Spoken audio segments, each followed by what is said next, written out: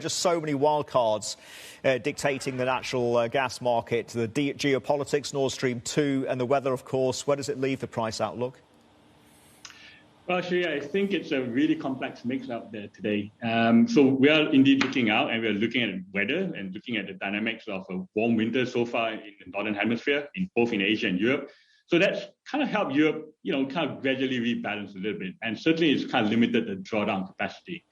Having said that, storage is still at record lows in the EU. And so that is something definitely of concern to people in the market.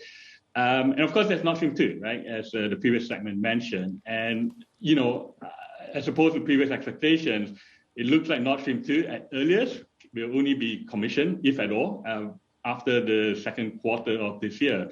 So in the meantime, it means a really bumpy ride for consumers in Europe. Prices we expect to remain high. And even with or without Nord Stream 2, we think that prices are structurally higher. And so we anticipate something above $15 per MMBTU, even with Nord Stream 2 and a mild winter.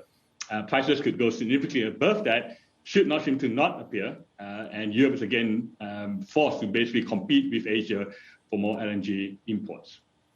What's your base case for Nord Stream 2 and whether it gets commissioned or not, Valery? And could it also be, throw in another wild card, could it be targeted for sanctions from the West? And as far as Russia is concerned, is President Putin going to weaponize the gas flows? Well, I think that is definitely a wild card. I would be hesitant to speculate on geopolitics of this. I think it is going to be an extremely volatile situation, potentially.